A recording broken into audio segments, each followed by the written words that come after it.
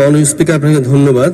সেই সাথে যে কোনো অবস্থায় যে কোনো পরিবেশে আজান শোনার সাথে সাথে আপনি বিরতি দেন, এই জন্য আপনাকে আবারও ধন্যবাদ। আল্লাহ সুবহানাহু ওয়া তাআলা আপনাকে কবুল করুন, আমিন। মাননীয় স্পিকার, আমার নির্বাচনী এলাকা 32 গাইবান্ধা 4 গোবিন্দগঞ্জে গোবিন্দগঞ্জ চৌমাথা থেকে মহিমাগঞ্জ রেল স্টেশন পর্যন্ত যে রাস্তাটা, এটা স্থানীয় সরকার পল্লী উন্নয়ন ও সমবায় মন্ত্রণালয়ের আওতাধীন। আমি আমাদের নির্বাচনী এলাকার প্রতিবেশী মাননীয় প্রতিমন্ত্রী মহোদয়কে আসলে দৃষ্টি আকর্ষণ করে তাকে একটি দাওয়াত দেওয়ার জন্য দাঁড়িয়েছি।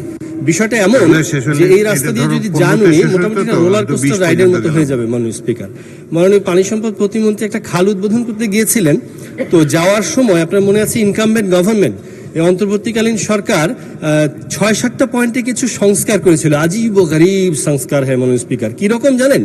আপনার স্পিড ব্রেকার তৈরি করেছে রাস্তা ঠিক করতে গিয়ে। কিছু কিছু জায়গায় স্পিড ব্রেকারের মতো এই উঁচু উঁচু ইট রেখে কয়েক ফিট দূর দূর করে, এটা আপনার কিভাবে রাস্তা সংস্কার হয় আমরা জানি না।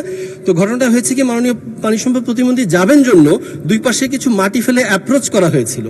তো উনি হয়তো রোলার কোস্টার রাইডটা পুরো পাননি, তো ফেরার পথে ভারী গাড়ির চাকায় ওই মাটিগুলো উঠে গেছে, আবার আগের অবস্থায় চলে গেছে। তো এই জায়গাগুলো হয় কি, এই ৬-৭টা পয়েন্টে গভীর রাতে ছিনতাই বা ডাকাতি করার জন্য গাছ ফেলতে হয় না মাননীয় স্পিকার, ওই সংস্কারিত রাস্তাটাই যথেষ্ট।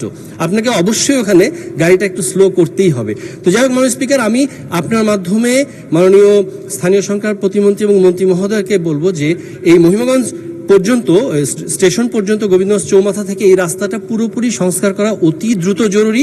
আর যেহেতু মহিমাগঞ্জের কথা আসলো, এই কানটান্নে মাথা আসে মাননীয় স্পিকার, আমাদের সুগার মিলটার কথা আমার বলার ইচ্ছা ছিল। মাননীয় শিল্পমন্ত্রী মহোদয়কে দেখছিলাম, আমার শ্বশুরবাড়ি এলাকা সিলেট বিভাগের মাননীয় মন্ত্রী, উনি, আমি যতবারই যাই এখানে সংসদে কথা হয়েছে, সিদ্ধান্ত প্রস্তাবে আলোচনা হয়েছে, উনি আশ্বাসও দিয়েছিলেন। কিন্তু যখনই তাকাই উনি কেমন ঠান্ডা চোখ দিয়ে এমন যেন বলতে চান ইতে কিতা খবরে বাবা, বুঝি না উনি ইনশাল্লাহ কবে করবেন আমরা